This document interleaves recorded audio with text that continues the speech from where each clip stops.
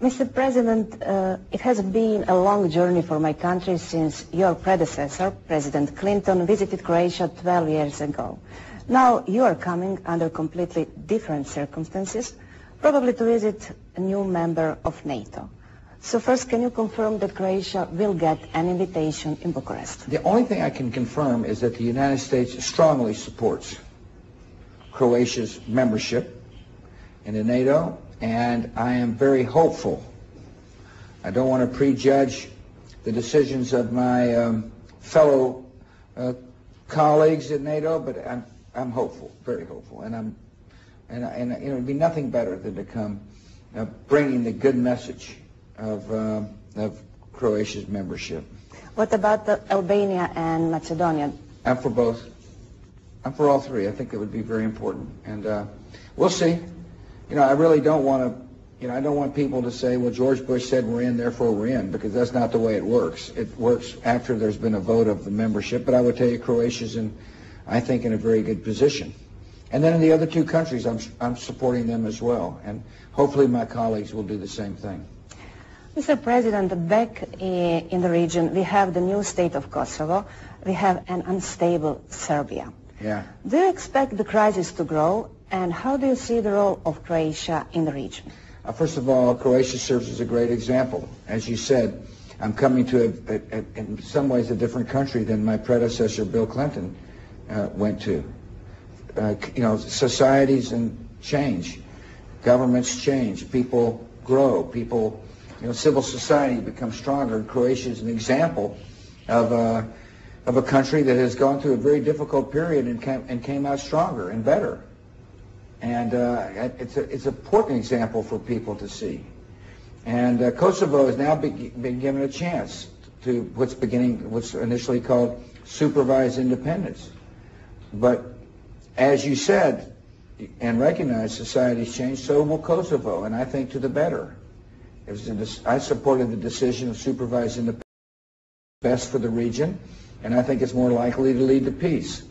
And my hope is that the Serbian government will see that the Serbs in Kosovo are treated with respect, that their rights as a minority are respected, and will eventually help Kosovo succeed as opposed to trying to hinder their success. Why is Eastern Europe so important for the United States, and why did your government so strongly support the independence of Kosovo? Well, first of all, I believe in freedom everywhere. I believe people should be free. I believe it's a God-given gift to every man, woman, and child. And I believe it's in the interest of peace that people be allowed to live in free societies.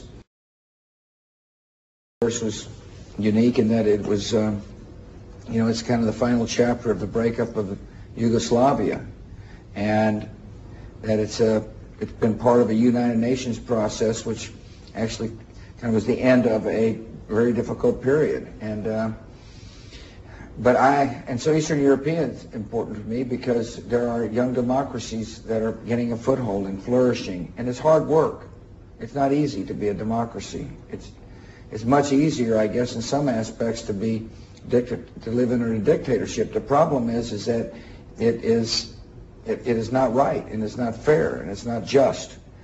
And so, I admire countries that are going through the difficult struggle of democracy. We did the same thing in our country. We enslaved people for 100 years. I mean, the great bastion of democracy and freedom had slaves. The relatives of my Secretary of State, were slaves. And so we were imperfect for a long period of time. And so my point to you is that democracy is a constant work in progress. And it's exciting to see young democracies begin to take off and take hold. Talking again about NATO. NATO membership will bring both carrots and sticks. We all know there is no something like free lunch, right, like you Americans like to say. And I know that you don't like hypotheticals. If you were Prime Minister Sanader, what would your agenda be for the Croatian people? Why should they join the organization in 2009? Why? Well, that's a good question. First of all, for security reasons. Secondly, because you know, you'd be hanging out with good company. I mean, be a part of, you know, a European alliance that is, and a transatlantic alliance. I think it'll strengthen relationships, and having good relationships with the nations of NATO as a partner, an equal partner, will make it easier for economies to grow over time, for example, because people will begin to trust you more, people begin to get to know you better, and people begin to be comfortable. You know, Croatia in NATO sends a very clear signal that they you know, passed a test of reform and you know, difficult choices, and that, you know, and that it'll make it easier for the next governments to say, we're a member of NATO, come and take a look at us for investment. And when people invest in Croatia, it means people are going to get better paying jobs. So I do believe there's a connection between the security NATO gives and prosperity that can, you know, it comes about over time with good policy, internal policies that attract capital. As a correspondent here during the election year, I just cannot resist. I have to ask you at least one question about topic number one. We all know that you endorsed Senator McCain. Yes. But do you think America is ready for a woman or Afro-American president as well? I don't think America is going to elect a woman or African-American. I truly believe the America will elect John McCain. That's not to say Americans are voting against.